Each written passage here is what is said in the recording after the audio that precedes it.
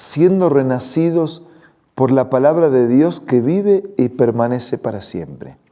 Necesitados, pero confiados en esta promesa y seguros en esta esperanza, buscamos todos los días ser reavivados por la palabra del Señor. Hoy reflexionamos sobre el capítulo 23 del libro de Hechos, pero antes pedimos la bendición de Dios. Padre nuestro, asístenos con tu Espíritu al meditar en tu palabra. Lo pedimos y lo agradecemos en el nombre de Jesús. Amén. Y en este capítulo 23 de Hechos nos encontramos con aquel gran apóstol Pablo, que en sus comienzos fue un perseguidor del cristianismo y de la iglesia, ahora transformado no solo en un gran predicador, misionero y escritor, sino también en un defensor del mensaje de Dios, aún en los más altos niveles del imperio. En este caso, su defensa y testificación fue frente al Sanedrín. Pablo se quedó mirando fijamente el consejo y dijo: Hermanos, hasta hoy yo he actuado delante de Dios con toda buena conciencia. Ante esto el sumo sacerdote Ananías ordenó a los que estaban cerca de Pablo que lo golpearan en la boca. Hipócrita, a usted también lo va a golpear Dios, reaccionó Pablo. Ahí está sentado para juzgarme según la ley, y usted mismo viola la ley al mandar que me golpeen.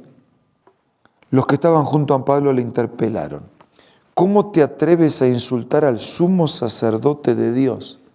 Y Pablo contestó: hermanos, no me había dado cuenta de que es el sumo sacerdote, respondió Pablo. De hecho está escrito: no hables mal del jefe de tu pueblo. Pablo, sabiendo que uno de ellos era saduceo y los demás fariseos, exclamó en el consejo: hermanos, yo soy fariseo de pura cepa. Me están juzgando porque he puesto mi esperanza en la resurrección de los muertos. Apenas dijo esto, surgió un altercado entre los fariseos y los saduceos, y la asamblea quedó dividida, porque los saduceos sostienen que no hay resurrección, ni ángeles, ni espíritus. Y los fariseos, en cambio, reconocen todo eso. Así que el dicho de Pablo los dividió y los confrontó a ellos. Y se produjo tal alboroto, y algunos de los maestros de la ley, que eran fariseos, se pusieron de pie y protestaron: no encontramos ningún delito en este hombre. ¿Acaso no podría haberle hablado un espíritu o un ángel? Y se tornó tan violento el altercado que el comandante tuvo miedo de que hicieran pedazos a Pablo, así que ordenó a los soldados que bajaran para sacarlo de allí por la fuerza y lo llevaran hasta el cuartel. A la noche siguiente, dice versículo 11, el Señor se apareció a Pablo y le dijo: ánimo, así como has dado testimonio de mí en Jerusalén, es necesario que lo des también en Roma. Un mimo de parte de Dios, una acción extra. Un ángel del Señor: ánimo, Pablo, tranquilo, estás cumpliendo mi misión. No te preocupes de estar así. Así como testificaste en Jerusalén, vas a testificar también en Roma. Muy de mañana, los judíos tramaron una conspiración y juraron bajo maldición no comer ni beber hasta que lograran matar a Pablo. Más de 40 hombres estaban implicados en esta conspiración. Se presentaron ante los jefes de los sacerdotes y los ancianos y les dijeron: nosotros hemos jurado bajo maldición no comer nada hasta que logremos matar a Pablo.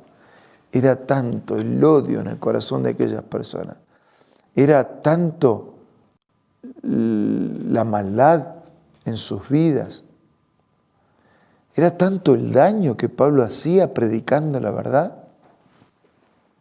Ahora, con el respaldo del consejo, pídanle al comandante que haga comparecer al reo ante ustedes con el pretexto de obtener información más precisa sobre su caso, y nosotros estaremos listos para matarlo en el camino.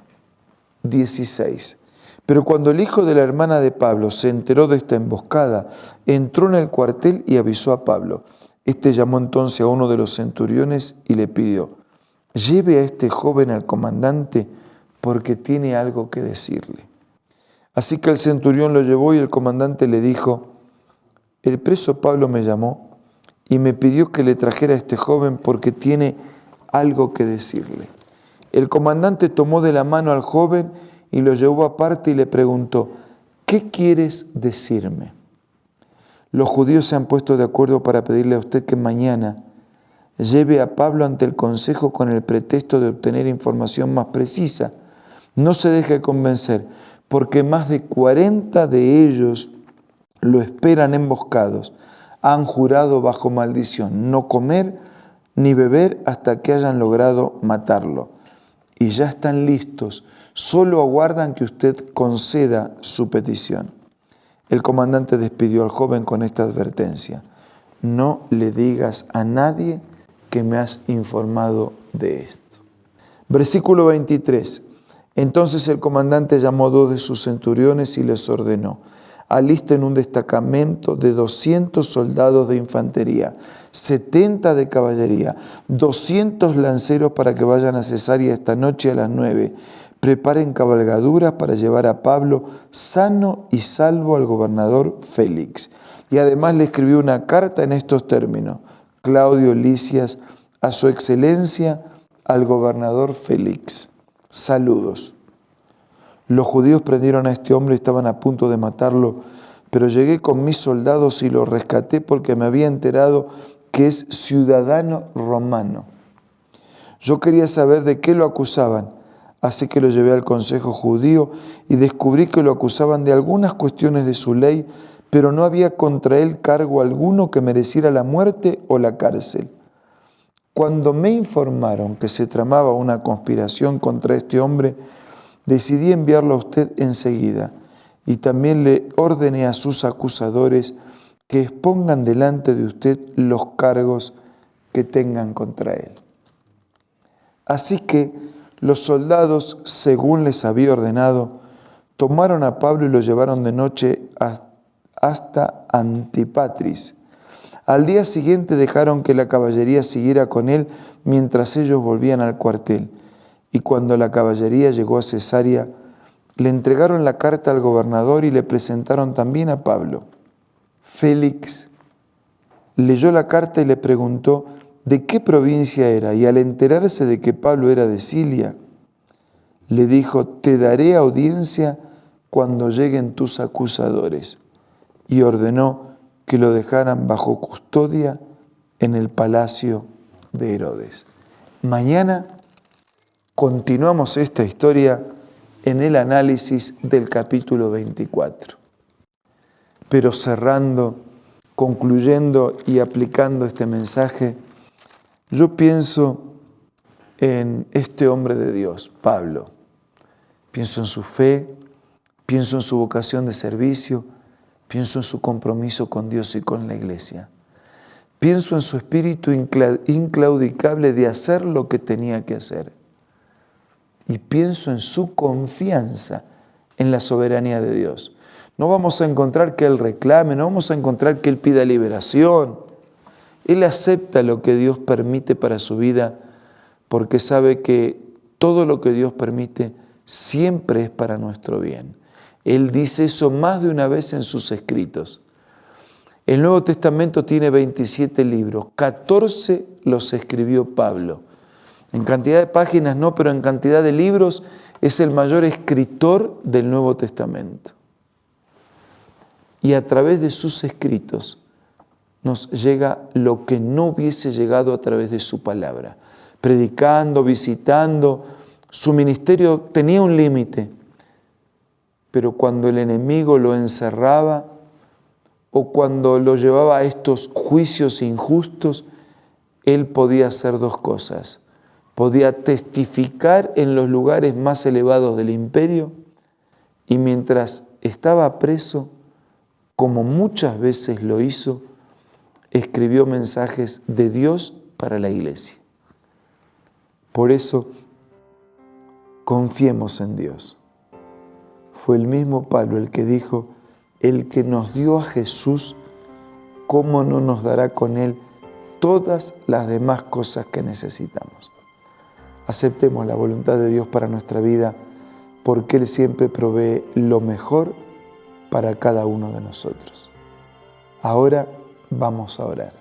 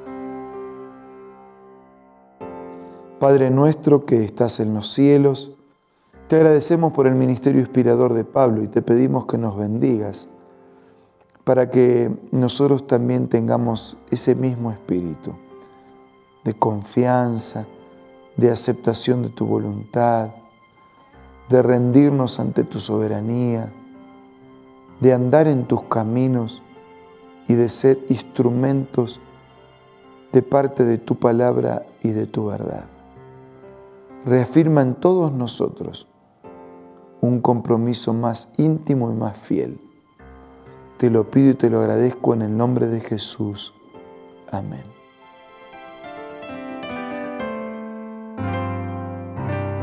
La Biblia, la palabra de Dios, es una carta donde nuestro Creador expresa su amor hacia la humanidad. Es una recopilación de textos que en un principio eran documentos separados, escritos por varias personas, todas ellas inspiradas por Dios. Primero en hebreo, arameo y griego durante un periodo muy dilatado y después reunidos para formar la Biblia cristiana. Está dividida en dos grandes secciones, el Antiguo Testamento con 39 libros y el Nuevo Testamento con 27. En la Biblia se desarrolla la historia de la salvación de Dios al hombre. En toda ella hay una línea conectora que une todo, Jesucristo. Es el personaje principal de la Biblia y el cual trae la revelación definitiva de Dios. Es considerada también el manual de nuestro fabricante. Es vital tener este ejemplar en casa y descubrir su valioso mensaje. Busca también en tu App Store o Play Store y encontrarás varias opciones. No olvides descargar también el aplicativo Reavivados por su palabra y sigue la secuencia de su lectura. La Biblia es la palabra de Dios. Nos despedimos hasta mañana, les dejo un abrazo para cada uno. Muchas gracias por su permanente compañía.